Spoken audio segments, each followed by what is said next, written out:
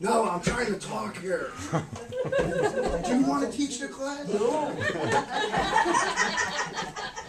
Welcome to UT University on cystoscopy procedures.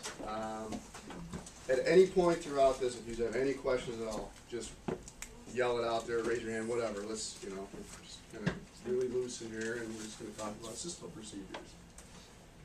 Oops, wrong button. The course content, we're going to do a brief anatomical overview of the kidneys, ureter, bladder, just to give you an idea of what we're looking at. We're going to talk about physiology, and that's the function of each organ. What is cysto? Why do we do them? And kind of the tools of the trade. And then any other cysto procedures that are done along with just cystoscopy, like ureteroscopy, retrogrades. We'll talk in detail about any of those that you want, and then just questions and answers. This is the anatomy of the renal. I didn't go into the collecting system, but we'll talk about, these are the kidneys, which connect to your bladder by the ureter. This is your urinary bladder, which goes to your urethra, which is where the urine comes out. This here is your abdominal aorta, which goes to your heart, and that's your main artery in your body, which feeds the kidneys so they can stay alive through the renal veins and renal arteries.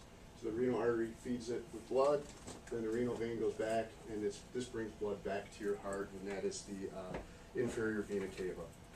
So your adrenal glands are separate. They produce adrenaline. They're separate from the kidney itself, but it's good to note that they are situated on top of each kidney. So your kidneys line the back half of your abdominal cavity. Down here we have the ureteral orifice. It's where the ureter actually comes into the bladder itself, and the ureters are kind of hollow tubes. So you can see here the kidneys are small. They're about 4 inches long.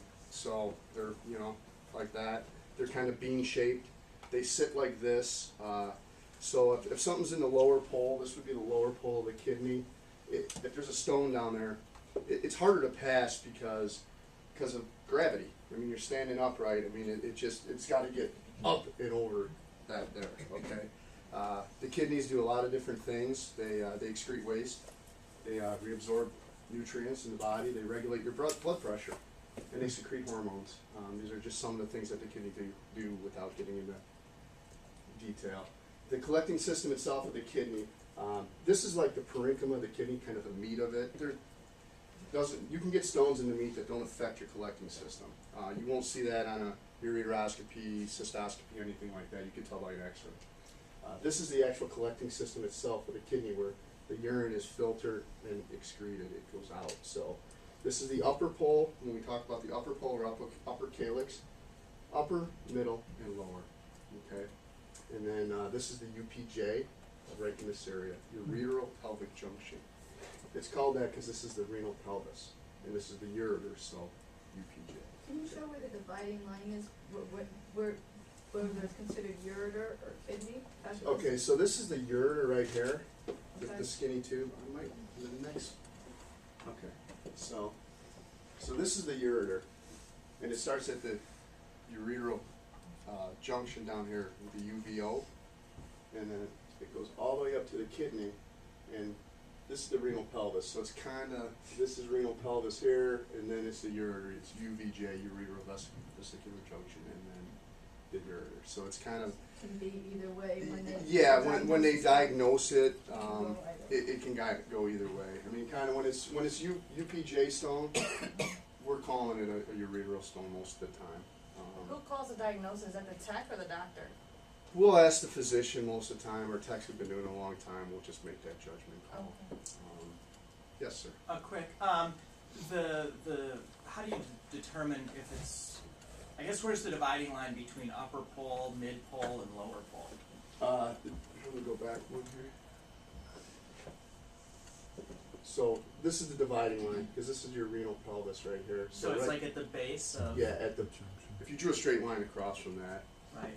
And so is that like any RT tech that you come across anywhere in the country, would you show them that would both RTs come at the same draw the dividing line at the same point? Is it like a universal standard? It's universal, but I wouldn't say RT-wise. It'd be more lithotech-wise Or because, lithotech. yeah, I mean, RT school, I mean, you just kind of Okay. basic anatomy, and you're not really getting into details of where a stone would be at, but as a CT tech, you would know that.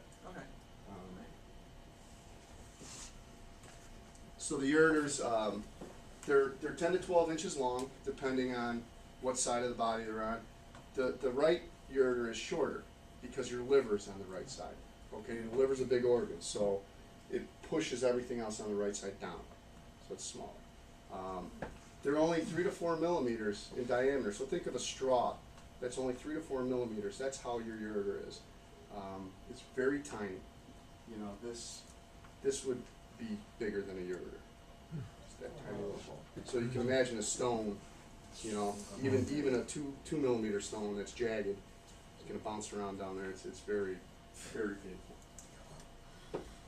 And they transport urine from the kidneys down to the bladder. The urinary bladder, it's a big hollow organ. It's, you know, think of a balloon that's filled up, and when they do cystos, they get inside of there and they look around, and it's just filled with urine and waste, and you can see where the ureters come in. They're tiny little holes on the floor of the bladder that you could actually see in there, and that's how they access the kidneys via wire and whatnot. The urethra is the tube that leads from the urinary bladder and transports urine outside of the body. A cystoscopy. So this is where they look. This is what we're talking about. This is where the physician will look inside of your bladder to diagnose any issues that you might have in your bladder or urethra. They check for BPH in males. You could actually see in the male when you go inside, you could see the prostate gland. It's there. Males have trouble urinating. It actually blocks that passageway for urine to go through, and that's where we could do another UT class on BPH procedures where you actually see the vaporization of the tissue and to open that up. But right now we'll focus on cystoscopy. So they're going to check for signs to investigate causes of bladder issues, bleeding, blood in your urine, irritation, urinary tract infections, anything like that, painful urination. They're going to diagnose bladder and urinary tract diseases through that. Cystitis. They could pretty much find anything when they're looking down there. They could treat bladder diseases and conditions, and they can diagnose an enlarged prostate like we talked about. So for every litho procedure, we always do a cystoscopy? We do not. Okay. We do not. Some patients could present in the ER. Myself, last year I had a kidney stone. I went to the ER. They didn't do a cysto on me. We knew right away. I had a CT, had a stone. There was no need for a cysto. Now this, is that the code, the 52000? That is. And Okay. that's why I asked you for the sheet. So anyway, I knew it was going to be mostly billing. So this is the 52000. And I think what we're going to talk about next is the tools of the trade. So I brought different types of scopes with, so you can see it and actually get a hands-on the type of tools that they use for these cysto procedures, okay? And this is a rigid scope, okay? And this is a 22 French rigid cystoscope. This goes inside of your urethra, okay? This is an obturator, okay? So you see there's a hole here. This is not going to be pleasant going into your urethra. So this obturator, yes, sir. Sorry. You don't call me sir, but when you say like 22 French. Okay, so the smaller size scope, I mean, I'm going to request a pediatric scope if I have a cysto, okay? You know? So it's based on, the French size is the lumen size, or the size of the equipment going inside of here. A 26 French would be bigger. So when they talk about laser procedures, a lot of guys want the 26 French. It's for visualization. You know, you got a bigger scope, you get more fluid flowing through there, it's easier to see things. Okay, for a regular cysto, you're not going to have a problem with visualization, so the 22 French is standard. For a pediatric, if you're looking at a 17 French scope, it's way smaller than this. They always use that? Or For a cystoscopy, well, they could either use this, or they could use a flexible scope, which I'll get into next. It's a lot smaller. So they put this obturator in, and you can see it makes things a whole lot smoother. It didn't make it smaller, but it made it smoother, okay? And what they'll do is they'll goop it with KY jelly, and then they'll insert it into your urethra, okay? Once it's inside of there, they'll pull the obturator out, okay? And this stays inside your urethra. So they'll use a different type of bridge based on the procedure that they're going to do, and they'll put the bridge on there. Now this is called an Elberon bridge. It has a little tool on there. I don't know if you could all see that. They can move that, okay? That's, if they're putting a wire in for a stent, they could direct that wire to that where the ureter comes in, and it makes it easier to deflect that wire where they need it to go, up into the ureter. So I brought the Elberon bridge, and not just our standard bridge. And then what they'll do is they use the telescope through there, okay? So if you want to pass this around, this is how they see into your bladder with the cystoscope. And do those three components, do those constitute a set, or what constitutes a set? Well, and then you have other things as well. You have a stopcock, which controls the flow of water, because you need to introduce water. You can't just look into urine. Once they put that outer sheath in there and drain the urine, the bladder's empty. So think of a water balloon that just had all the water out. So you have to fill it with water. So we use saline to fill it up, and that connects to water tubing, which connects to one of the ports on the scope I could show you. And then it's dark in there, so you need a light source. So this connects to the other port, like a flashlight, so you can see in there. It also has graspers. They could go in there and they could pinch a piece of tissue off for a biopsy. Wow. They could remove a stent with the graspers. They can grab a stone and pull it out.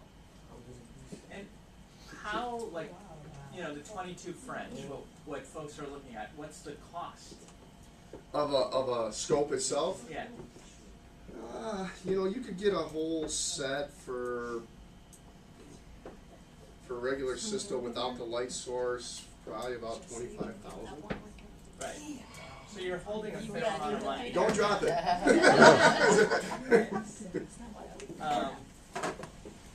This is a flexible scope, which does the same thing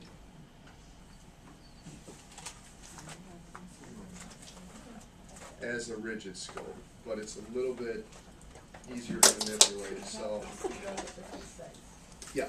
Do you prefer this? Not It depends on the doctor. The younger guys like doing flexible scopes. Some things you just can't do with a flexible scope. If they're in their office, they're going to tend to use a flexible scope. The patient's in stirrups typically for a cysto procedure. With this, you really don't have. You could frog leg them and just access and take a look around real quick and be done. It doesn't have to be this long. Cystos typically are not long procedures. And I'm sorry, I think we're lay people. What do you mean by frog leg them? Well, you kind of put their feet together and just frog leg them, and then get in there. And Stirrups necessary. Come on over here, Bruce. Put you on the table. Is there a weight for that? What's that? Okay. So when they do them in physicians' offices, they'll put like a Eurojet in. It's like lidocaine jelly to numb up your urethra. For females, it's not that bad. I mean, your urethra is small, but it's not that bad. For males, it could be a little bit more.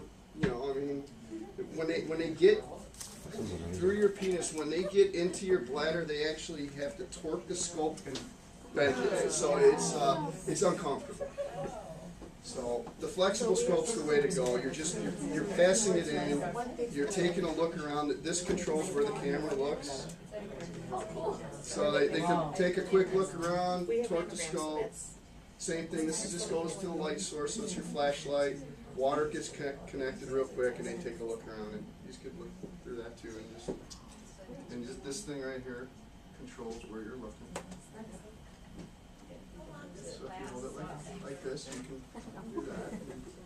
So do we bill any differently for flexible and regular? We don't. It's the same 52000. It's the same procedure.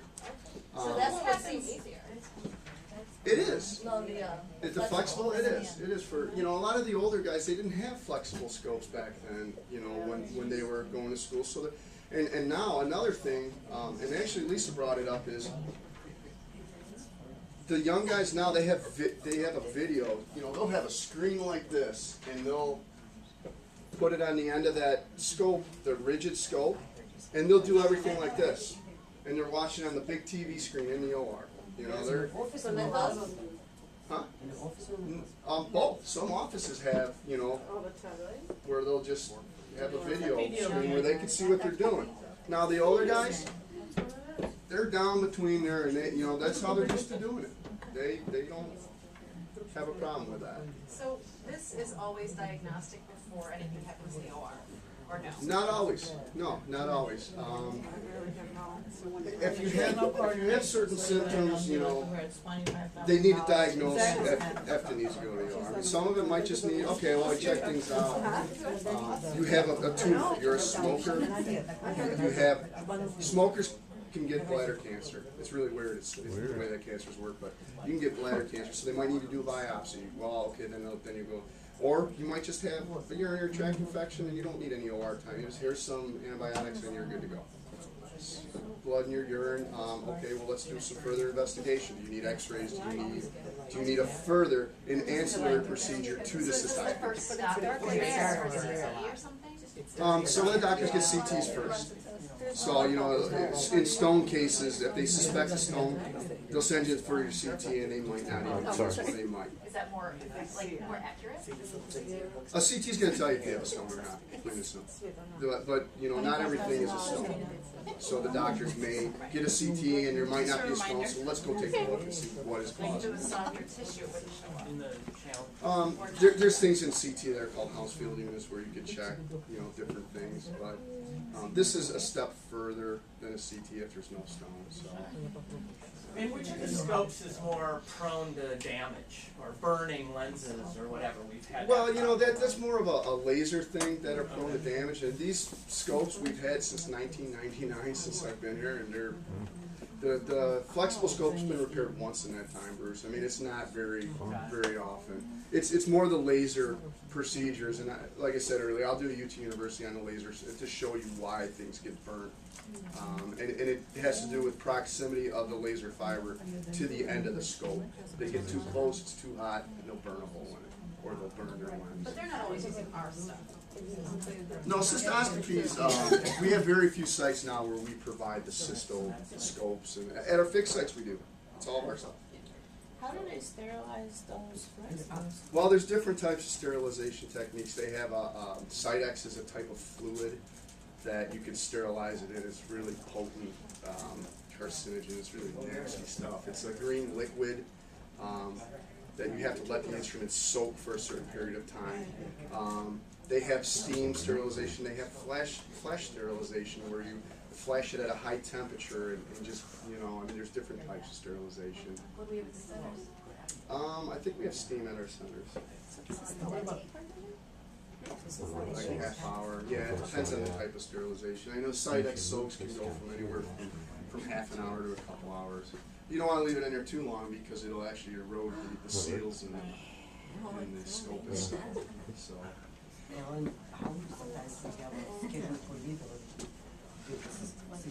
Sometimes. Well, the hospitals will have their cysto stuff set up. So the patient will be scheduled for cystolithotripsy. We'll go there. They'll put them on our table, put them up in stirrups. The hospital staff will do the cysto part. We'll do the X-ray to show the doctor where he's at and what's going on. And they'll finish up the cysto. We'll pull the patient up on the same table and do lithotripsy. So other procedures that can be done with cystoscopy are cysto stent placement, and you know they're using this scope. They typically do stent placements with a rigid scope, not the flexible scope, just because it's so much easier to manipulate.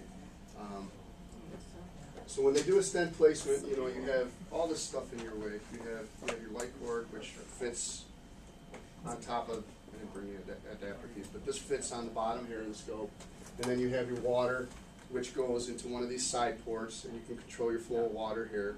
And then you have these ports here that you have to open up, and this is where they would put their wire through. And when they're looking inside the bladder, they find that little hole where the ureter comes in at. This is a catheter. Okay, this is how they do retrograde. So they'll put this catheter through this port, and they're inside the bladder, and they're just feeding it through until it comes out somewhere. There it is. Okay, so they're going to find that hole in the bladder, which is the ureter, okay? And if they're doing a retrograde, they're going to stick this catheter, try and manipulate it, little steps at a time, until they get in that hole.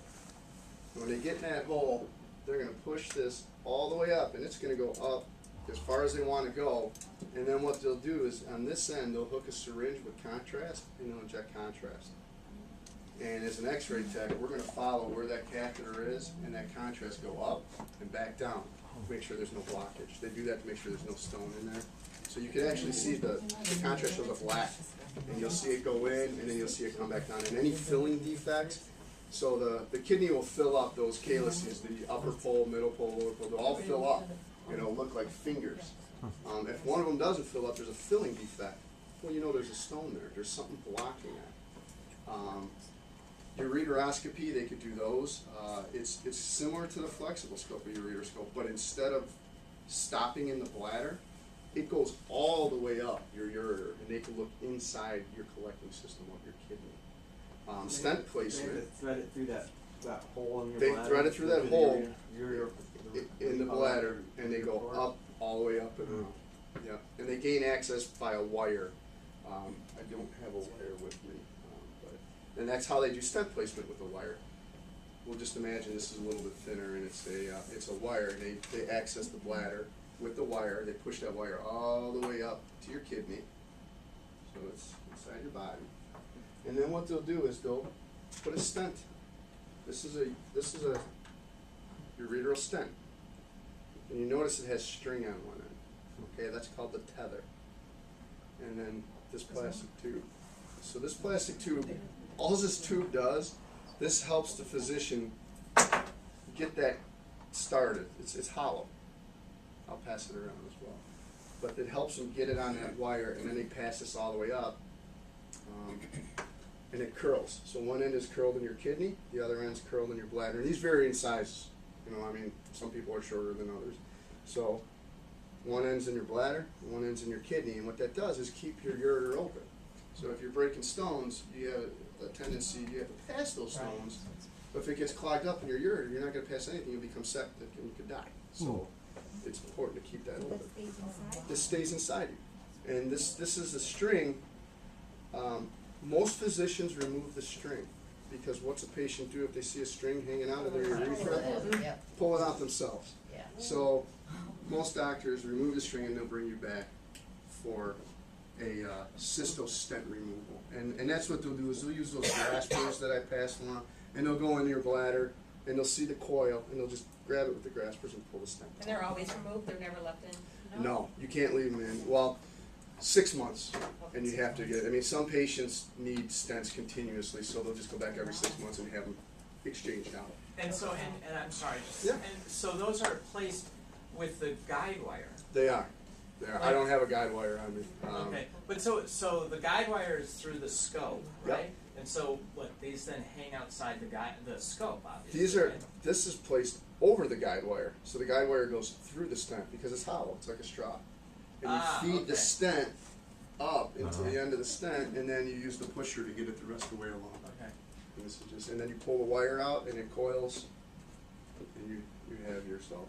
So Yeah, I've seen where they've even had to do the procedure on the stent, because the stent starts to calcify, it's left in there too long. So what happens is some patients go in, they get a stent, and they don't want to go back to their doctor. They're cured.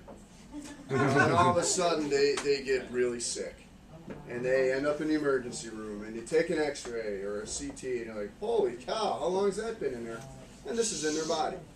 Well, what happens is it starts to become calcified, and it just gets encrusted where the doctors can't even pull them out. There's so many stones. A lot of times with shockwave, we'll shock the whole stent to try to loosen that up. Sometimes they need open surgery because you can't get out. I've seen many times where the doctor will try pulling it out, and you rip the stent off. It rips in half. It just breaks. Now you have to access through your back openly. No, but you don't actually feel like you don't feel a stent when you're walking around. Very uncomfortable. And this is the biggest complaint of patients because it's not the part in the kidney or the ureter. It's this in your bladder, rubbing your bladder wall. It's irritating. It makes you feel like you have to urinate all the time. It can burn. It's just, a lot of patients don't like them, but no, you don't always have to put this in. Not always.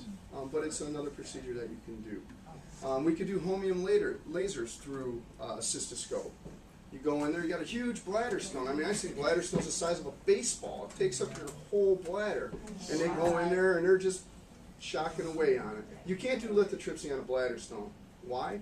Because you have a water balloon and a stone in there, and when the shockwave hits it, it's all you can't stay on it. It just gets away from you. Well, when you're in there with a holmium fiber, you can stay on that stone. That's why they use that. Break it off. And they break it up in pieces where they could either grab them and pull them out, or they break them so fine where you just urinate them out. You could do stricture dilation. A lot of times you can't get in that urethra. It's just too small. So they have things called sounds. Well, a sound is similar to, it's just a blunt metal object in different sizes. And they'll start small, and they'll just go in there, and then they'll go size up, and they're just gooping it with jelly, and then they'll go size up until it gets big enough to pass that scope into your urethra. What is the sounds that you guys use to dilate? Yeah, that's what they type use. of They're called sound? sounds. They're different for males and females. You know, some are curved and some are straight. Well, I don't get it how they put sounds in there. Is it something I don't have sound. We don't have sounds on the road. Our fixed sites have sounds. Okay. Is it like a tool though? It's a tool. It's just a sound looks like this on the end. It's just a piece of metal. They're But does dilating it really your. make sound? No, it doesn't make a sound. It's just a name for it. Okay. It's just a blunt metal object. They just. They make it seem like the sound opens. No. It's just a piece of metal that each size gets bigger and bigger, and they start small, and they just keep making it bigger so they can get their scope in there. They can do biopsies with cystoscopies and BPH procedures. And a stricture is generally scar tissue, right? That's It could closed be. up, or- It could be scar tissue. It could be just genetics. Some people just, questions, comments on cystos. Me or you? Okay, we got a question. Okay. Foley catheter. We've had 2 this morning. 2 Foleys? Explain to us more about the Foley catheter being done without a cysto. A Foley catheter could be done without a cysto. It's Is it like what you just showed us, that catheter? What is a Foley catheter? patients can come in with Foleys. A lot of older patients who have trouble urinating or holding their urination will have a Foley catheter. A Foley catheter is just it's just a big rubber tube that goes in your urethra that hooks up to a urinary bag. So if you can't control your urination, it just goes into the bag instead of urinating yourself. And you don't need to do a cysto for a Foley catheter. It's a round tip catheter that just gets fed into the urethra. Because a lot of times we see it without like cystos. Sure. marks, Yeah, they don't do them. They don't do them in cysto. You don't need a cysto to do it because it just goes right to the urethra. Okay. So you don't have to do a cysto. I mean, you can't do one through a cysto. You have to do it. So it's permanent? No, for some people, it's nursing home patients who just can't. They tend to just change out the Foleys. How flexible are the ureter's walls? Like, is there any chance of those scopes breaking the wall? Absolutely. When you're ureteroscopy, for sure, that's one of the biggest problems doing a ureteroscopy is putting that wire through the ureter. You have to have a wire to maintain access during ureteroscopy. If you lose access and you perforate the ureter, it's so tiny, and it's a muscle, but it's flexible. If you perforate the wall of that and you rip that ureter in half, you have problems if you're not connected to the kidney. Then you have to open the patient up and surgically, microscopically sew that ureter back together. So they put a wire in every time they do ureteroscopy in case that happens. At least they have access to the kidney to connect the two ends. They always have to have a wire in it during ureteroscopy. And that it happens quite often where they perforate the ureter. Even in cystoscopy where they go up there and they do a retrograde, they're poking around with the wire. You'll see the wire on actually go to the side. You know, that wasn't good. And then you do a retrograde and you see the contrast hit that spot and just spread out through the body. You're like, oh, that's extravasation, and it shouldn't be there. What's So, the definition of retrograde? Against the flow up. So, normal function of your body is for your kidneys to excrete waste out. You're going against the flow, so you're going backwards, retro, going the other way. So everything they do would be retro. Yeah, but it's a retrograde parallelogram. So it's from below. You're injecting contrast Okay. the opposite way. So You we- could do an IV. You can do an Normally IV. we try to see if it's flowing. You can regularly. inject IV contrast into a vein, and it will be processed by your kidneys, and you can see function of a kidney that way as well, without a cystoscopy. How do they choose between IVP and the retrograde? Well, Doctor? when you do IV, it takes so much longer because your body's got to process that. I mean, after injection, you're talking 15, 20 minutes till it shows up in your kidneys. Retrograde, it's there. So in urology, they tend to do all retrograde. Plus, they get more money when they do it that way. I mean, IV injection is. It's an esophagram. What'd you say? Nephrostogram? Yes. Okay, so Thank you. it's okay. You can do a nephrostogram either IV or retrograde. It's just nephro means kidney, and it's a picture of the kidney. Let's see. Manipulation. Okay, you have a stone. They do a cystoscopy with extraction or without. They can go up there with the ureteroscope and either pluck that stone out or move it. They could without. Sometimes the guys will go in there with a catheter and push that stone up into the kidney. Is it better to shock it up in the kidney Absolutely, than the ureter? because there's more area around it. So if you have a stone in that water balloon of a kidney, there's more fluid around it. There's room for those pieces to expand. You got it held in that ureter. When you shock a ureter, it's a muscle. What's it do? It flexes. It tightens. It holds that stone. There's no room for expansion. So our treatments are better in the kidney than in the ureter. It's still successful in the ureter, but better off the treatment in the kidney. What's the average time, I don't know if somebody asked that, for a cysto? From Um, beginning, from prep to until they start? They're to short procedures. They're very short. I mean, to prep a patient, they'll throw them up, spray them with betadine, wipe them down, go inside there, take a look around, in and out in 10 minutes.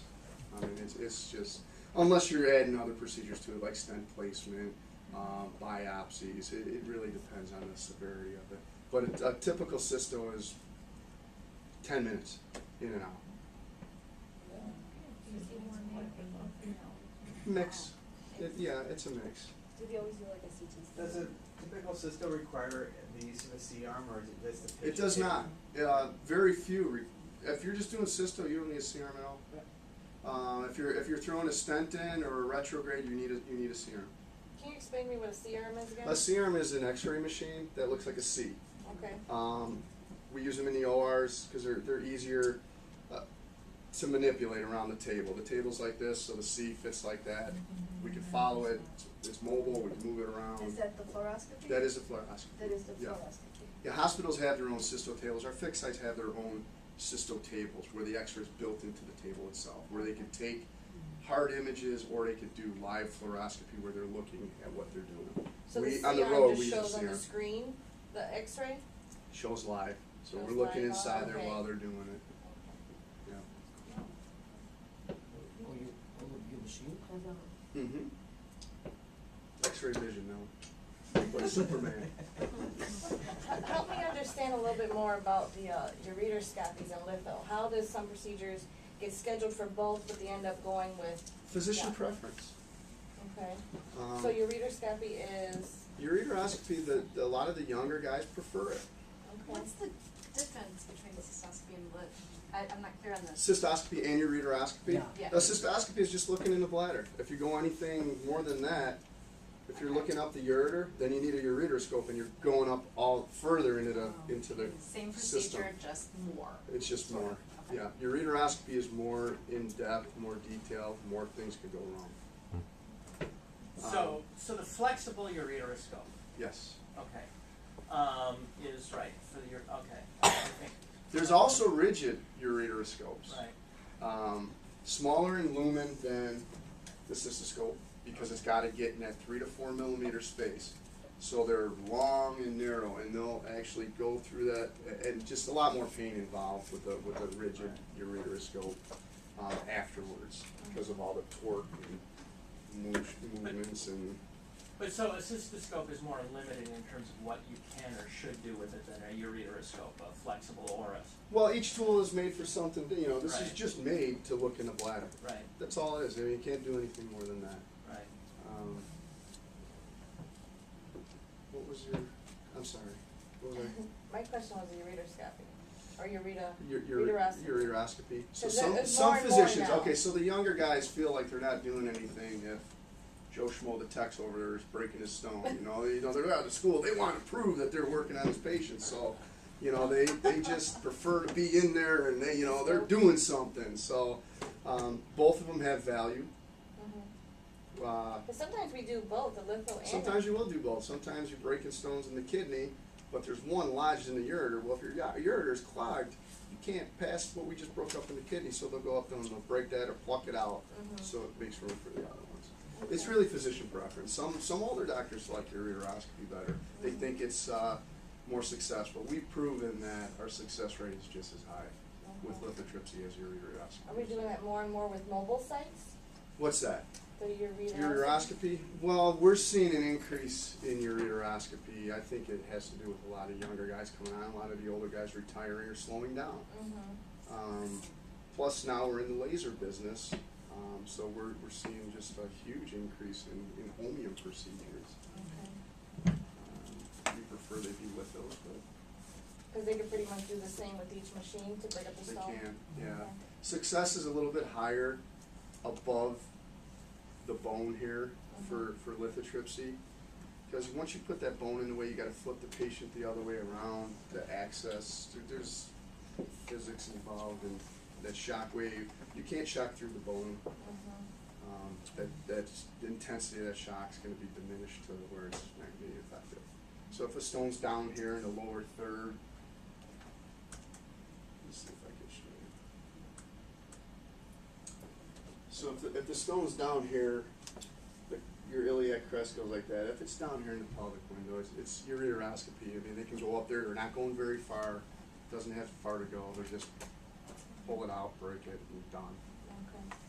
Where litho, we'd have to flip them on their belly, or its success rate isn't as high. Plus, it's in a ureter. It's holding it tighter. It's not room for expansion. It's just almost 100% of ureteroscopy. You're stone free.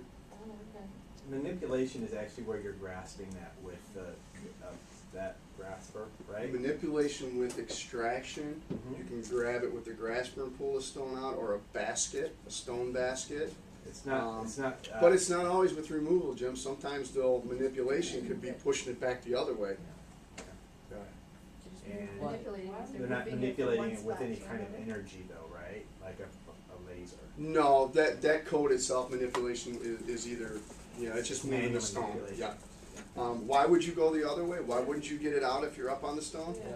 Sometimes, one of the hardest spots is right here. Your main vessels, where your aorta comes down and it branches off to your femoral arteries. All your vessels go right in your groin here, your femoral artery. So all those vessels go over the bone. Well, your ureter's got to go over that. So it's really a tight spot there. So a lot of doctors are like, well, I'm not going to try pulling it down past that when it's already wedged in the spot. It's easier to push it up and break it up there. And a lot of times when they're pushing it up, you see the stone breaking apart on the way up with the catheter. Break it so it stays there, or does it go? No, we try to break it so it's smaller pieces so it passes through that area. That's why sometimes we have a regular patient for Sure, sometimes there's so much stone burden that you can't break all that burden. Stage treatments or retreatments, you just don't break it up enough. So you need multiple treatments, or sometimes things happen, you know, anesthesia is really bad, the patient's breathing, you don't get all your shocks in. Sometimes you miss the mark, sometimes the stones are way harder than a normal stone, and it just don't break up. We have a limit of shots we You can can give only, at a time. you can only give a certain amount of energy and number of shocks. Would they use the homing laser then after that, like say they couldn't? They could. Some doctors will try lithotripsy first, and if it doesn't break as well as they want, they'll go into holmium laser. Now some other, sure, and some other physicians, I mean, okay, here you have a kidney. Now a staghorn stone takes up the whole collecting system of the kidney. I mean, there's nothing in it but stone. Well, the procedure of choice for that is a percutaneous. They'll go through your back, and they'll get in there and they'll debulk it. The same way like from down below, but they're accessing your kidney with the wire through your back. They stick a big needle in there, a trocar needle. They put the wire in. They put a stent, a nephrostomy tube to the outside, and then they'll go through that and they'll break up the stone, and then we'll pick up the pieces with lithotripsy. So they'll clean out the renal pelvis so they can get a stent in there so the patient has function, you know, where they're producing urine, and then we'll go in there and we'll hammer the calyces to clean up the mess. And then eventually, what's that? Is that typically laparoscopic surgery, or is that? No, they'll gain access to your back, usually in special procedures we used to do. And you just, you know, you lay on your stomach and kind of angle and just stick a needle in there. The radiologist will, or interventionalist, they'll stick a needle in there and inject dye until he's in the kidney, and then they'll stick a wire through that. So there's no Open. They'll just, no, it's just a hole. And then that stent, that nephrostomy tube sticks out, and they'll just stitch it to your skin and just put a stitch in there. It's really not that bad. It really, I mean. And that's performed by the radiologist? It depends on the facility. Yeah, urologists will come down, the interventionists will do it. I mean, at Weiss, when I worked at Weiss, the radiologists did them all. Sometimes they do them in surgery. You know, it's always a battle in a hospital. Who's going to get the money? You know, is the OR going to get the money? Is the interventionalist going to? So special procedure is always a battle between X-ray and surgery. So why would they use the homing then, if they have to do it? The holmium, if you tried to tackle a staghorn with a holmium laser from below, It's not. you might as well pack about 10 lunches. I mean, you're going to be there for That's what I'm finding. forever. And then the fibers, you know, are going to burn out. And you can only use a real thin fiber. There's different fiber sizes with holmium lasers. So the lower in the system you go, you want to use a bigger fiber, because the stone's usually bigger down there. And it has, it's more rigid, that stone, you know, that you get up top, you need flexibility. So you use a 200 micron fiber where you can bend it. So if you're using a 200 micron, you're not going to get anywhere. I mean, you're beating on a boulder with a, you know, a little hammer. I mean, you're not doing anything. Is there a stone size threshold where the physician will decide to do nothing and assume that the patient may pass it? Yeah, it depends on the physician. Typically, 4 millimeters or less, they tend to just watch it if it's non-symptomatic. So they're like, let's just keep an eye on it, or let's give some medicine to try and break down that stone. There's certain medicines that will break down certain type of stones, so they'll try and put you on that to dissolve the stone. And if it's symptomatic, they're going to do something about it most of the time, even if it's 2 millimeters. I was going to bring in a real kidney, but I don't want to gross you out. Maybe next time. Get some real kidneys. Plastic one. No, I think we're going with the real one. I just next deer I shoot, I just throw it in the freezer or something. We'll open it up. I'll show you the collecting system. I tossed about. I mean, I downloaded some videos of cystos on YouTube and all that, but none of them were really great with showing, you know, what the inside. And I'll keep looking. You know, Yeah. sorry, can you give me a sense with that kidney on the wall? What 4 millimeters, what is it in proportion to that? Well, You know the what I kidney itself is 4 inches. Right. Okay? And the collecting system, I mean, is probably 2 inches from pole to pole. Because you got to take all that meat off of there, okay? So, if that's 2 inches, you know, think of 4 millimeters. I mean, it's almost infinite, I mean, it's small. It's very It's small. very, very small. But think about your ureter more than the kidney. Right. Your ureter is 3 to 4 millimeters in diameter. Ah, okay. Okay? Right. Now try to fit a 6 millimeter stone in a 3 millimeter ureter. Doesn't work. The one I watched Tuesday, the pieces they pulled out after the homium were like 1/4 of a grain of rice. Really? Yeah, that would be. Yeah. And how, it's not that painful, right? Yeah? No. Yeah. I'm past mine at work, but I'm dedicated. I was gonna say, who is your tech? No, I wouldn't let these guys work on We'll let our patients hear that. I went back to the garage and treated myself. Yeah, it was excruciating. Most of the females tell us that they would rather have children than a stone. It's brutal. It's brutal. Anything else I could talk about? Any other questions? Problems?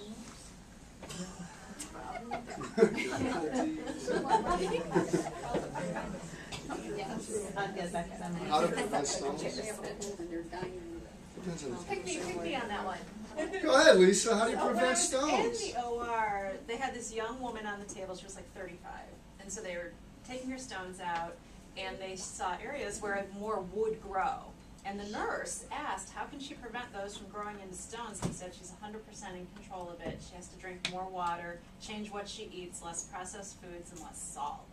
It was like such a simple thing, but she's 100% in control of whether those grow into stones or go away. I thought it was really interesting. It was just so cut and dry. Water is the key.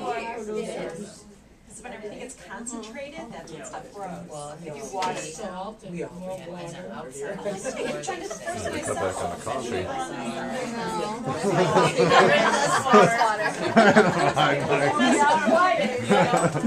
We need more business, so. The perimeters of the Was grocery it store, you right? that had that? Yeah, the perimeter. Southwest that they used to say, So your processed food, your cereal, your candy, your vegetables, everything. Someone's talking about Ohio, All the boxes are on inside. Southwest about single use. What was that again? Talk to Kyle at Southwest about the single use, about the multi-use fiber. Yeah, let's start with fiber and the homium, we use the same fiber. We switching machines. The wavelength on a cyber laser is the same wavelength as a homium. So So we can easily just take that fiber and no, reuse it's it? not that easy because the manufacturers are proprietary to the fibers that you use. So the thing about the cyber TM is it has a code plug that comes along with the fiber. So you have to use that code plug with the fiber or it won't recognize it. You can't just plug a homium fiber because it won't recognize it. There's ways around that I'm working on, but We've thought of that, though. trust me. Right. He did because he left the same code plug in. And there's a reason why he did that. It's because Quanta, the manufacturer of the cyber laser fiber, remanufactured their fibers recently, and they made their barrel, the port end that screws into the laser, thinner. Well, with some of our older cyber machines, they didn't make the threads long enough, so it doesn't recognize that as a fiber. It doesn't talk to each other. So the only thing he had on him was a 1,000 micron homium fiber, which he knew if you left the code plug in, he could switch out and get the case done. So, yeah.